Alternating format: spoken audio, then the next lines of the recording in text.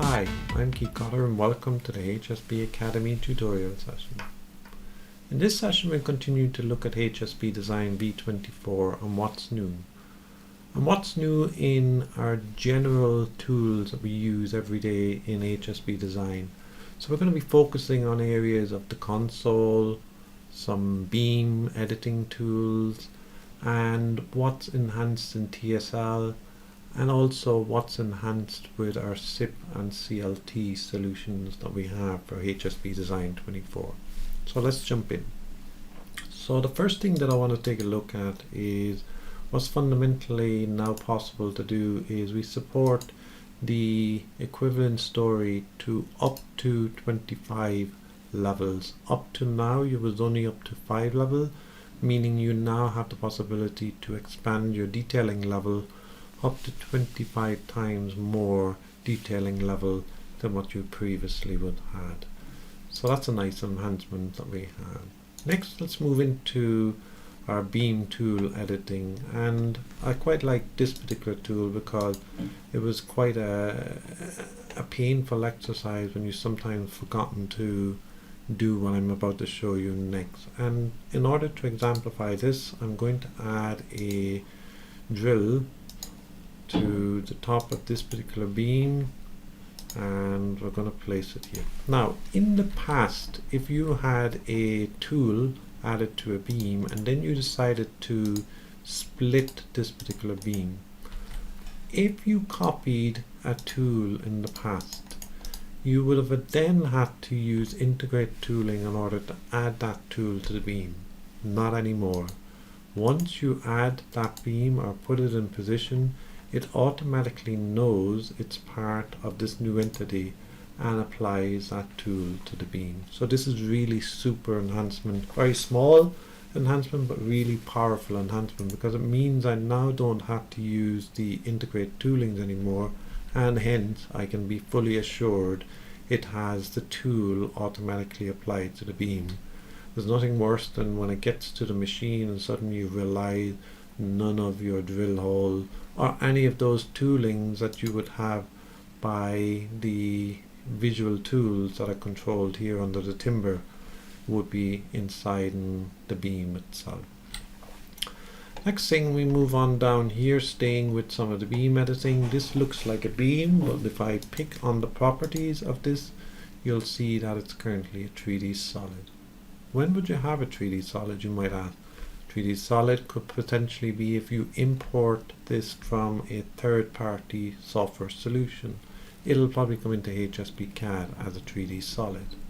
Of course, we have the ability today that we can convert from a 3D solid. So you can see here I'm converting these two beams from a 3D solid, and just for the purposes of this demonstration I'm going to move these two beams away, and you can now see this is a beam.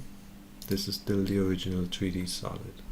Now this is a nice enhancement that I want to come to. What if I wanted to edit the cutout that's here on this particular beam? Maybe I want to put a little tolerance around that particular beam. Well, if I select that beam and go to the console tool tab, you now see that I have an option here called beam. So it identifies that cutout. But if I right click on that beam and go convert to dummy beam, what it now does is it puts that in as a dummy beam, meaning it gets now interesting because I can now edit this particular dummy beam and it manipulates the object it's belonged to. And once I'm finished that, you can see it's currently called a beam cut now. I can then highlight this and say convert the complete tool entity to static tool, and that reverts it back to the original object. At any stage, if I'm not happy with the result, I can once more convert it to a dummy beam. And while on that subject, it's also maybe useful to note that it'll also highlight the tools in a relevant area. What do I mean by that? Well, if we first of all pick that beam and just have a look, you can see there's a cut here on the far right, there's a cut on the far left, and there's a beam cut taken out of the actual beam itself. Now if I zoom in here and I select this beam, I don't know what tree what tools are involved with this particular area here. And all I need to do is just say select tools and view, and it will automatically identify the tools that are relevant to that area that I'm working on. And this can be very, very powerful if you're in a beam construction with many beams and you just want to work on a particular tool, but you don't know in a long list of tools which tool is which, and hence you can now see that I can pick easier the tools in selection. So some nice editing there for the tools itself. Okay, let's jump into TSL. Nice enhancement with TSL. This is a general topic.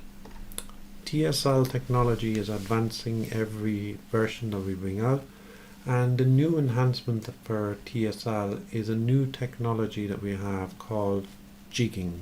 Now, what is jigging? Well, let me show you that by exemplifying it with a TSL that's using jigging.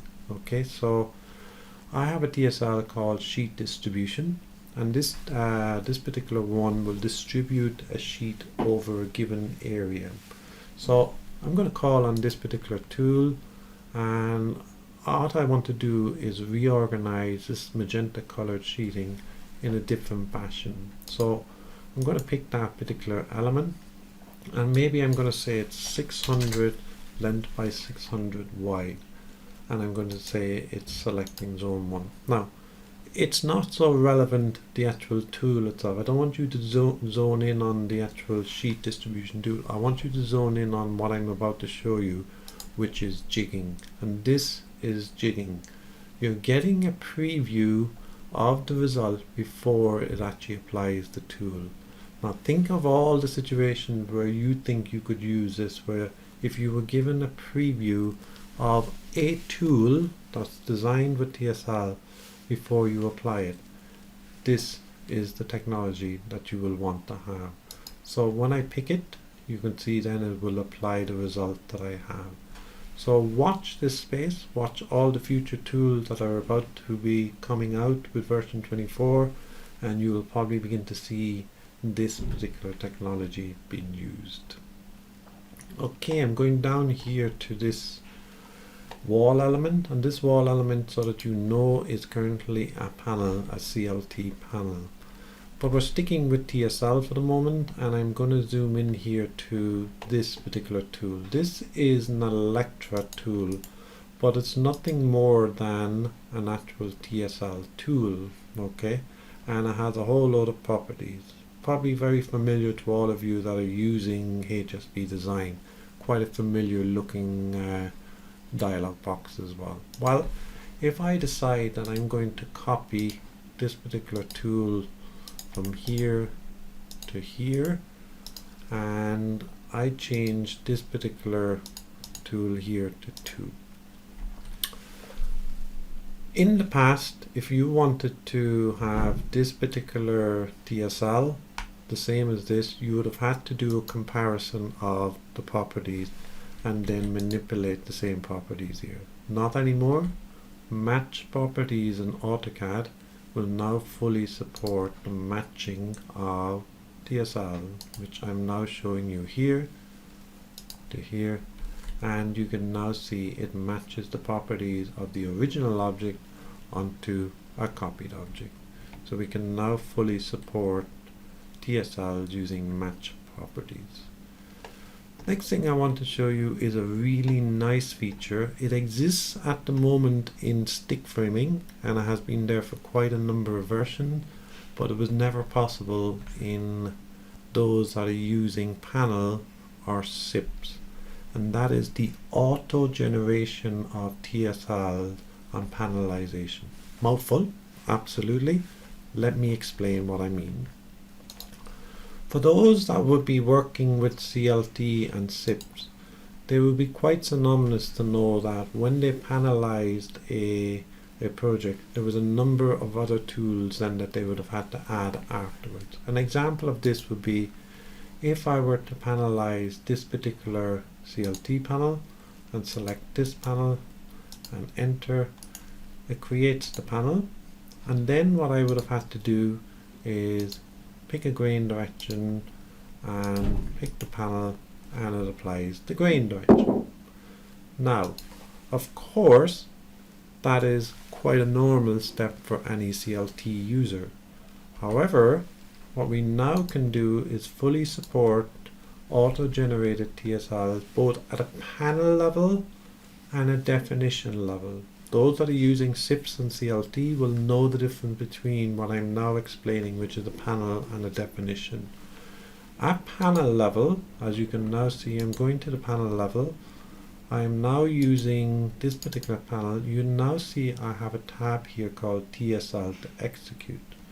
And in here I'm going to add, as we've just shown a few minutes ago, the grain direction TSL. But I'm also going to pick a catalog that I set in that grain direction and use that. Now what does that mean?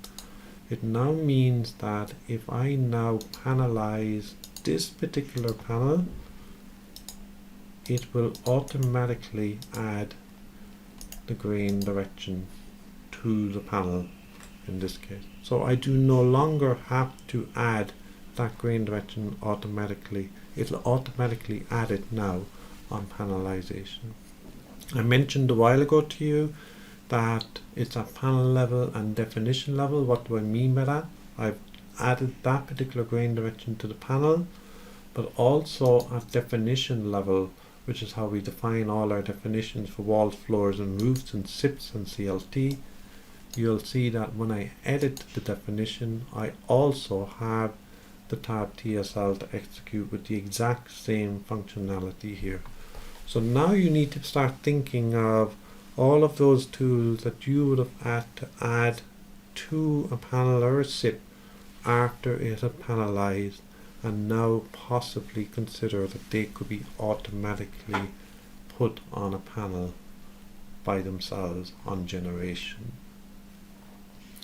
And sticking with our subject of SIPs and CLT, those customers will also be synonymous to the nesting world. And in CLT they will be familiar with a dialog like this. In SIPs it's slightly different, but it is a nesting subject.